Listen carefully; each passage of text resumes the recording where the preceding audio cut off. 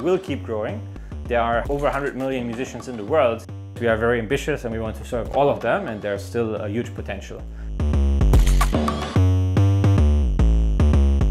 Starting a company is a really hard journey with a lot of ups and downs. So I once heard a talk from Elon Musk who said that it's like eating glass and staring into the abyss. I'm Florian, I'm the founder of Soundbrenner, and originally I'm from Germany, where I had the idea to start Soundbrenner, which is a music technology company. We make smartwatches and apps for musicians. I grew up in a family of musicians. My dad used to play every single weekend for money as a Beatles cover band in the 60s. My brother plays like 6 instruments and is a much better musician than me. But I could also make a contribution to the music industry. Our mission at Soundbrenner is to basically make music practice more fun and more productive.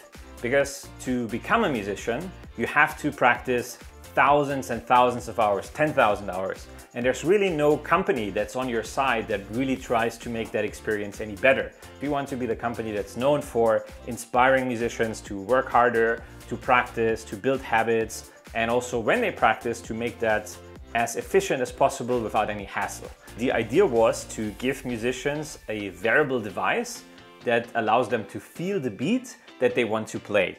For example, the original metronome that makes the sound, it's actually very annoying. It's painful to practice with it. A lot of musicians say it's torture. With the vibrating metronome, it's much more gentle because you actually feel the rhythm and you don't have to listen to this annoying sound.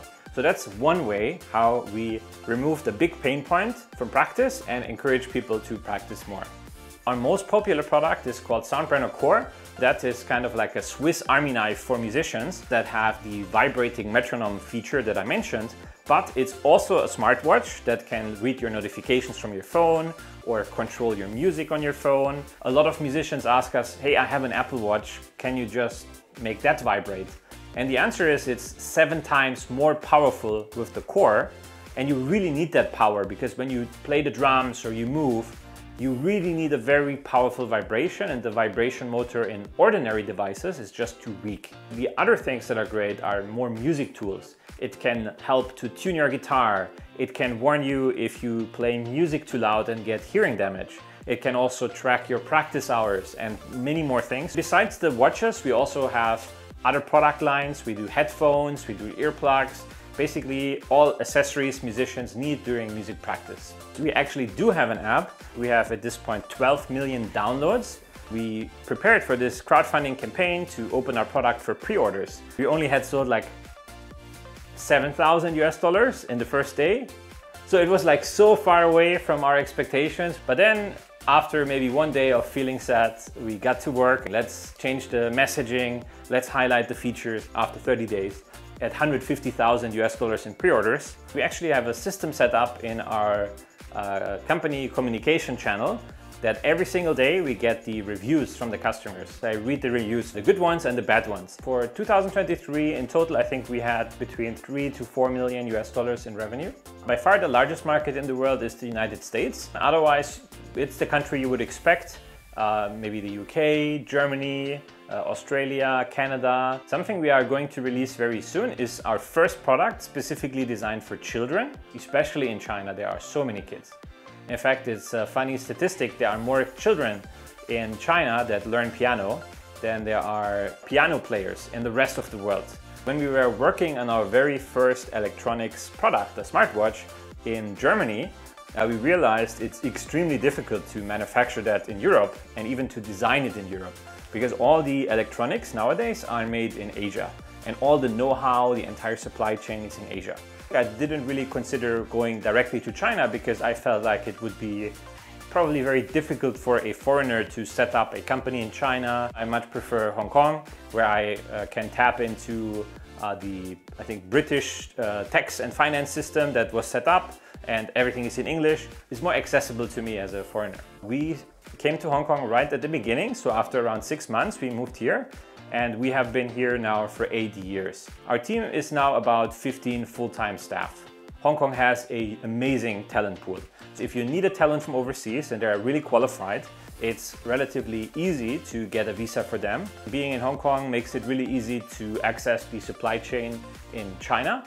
If we want to visit the factory, we can get into a train and we are at the factory in 2 hours, which can be really great because oftentimes some problems are hard to solve by phone.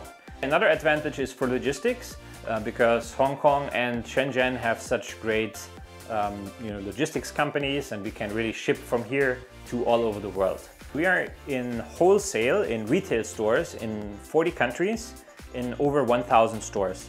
And then also when it comes to online sales, we are available, I think, in around 140, 150 countries. When talking to investors, including Hong Kong Science Park, you would want to have a huge untapped potential that you can show that you're right at the brink of realizing. Okay, and also you want to show a track record of performing. Of course, Science Park is a great help in so many areas. They have an amazing network and a lot of experts, and they have been a great partner for us. We are part of the acceleration program. Roughly they invest $600,000 US. Never certain that your idea is going to be successful. You have to try it to know. It's very tempting when you start out to spend a lot of time on nonsense. And actually you have to do hundreds of things, but you should only do one.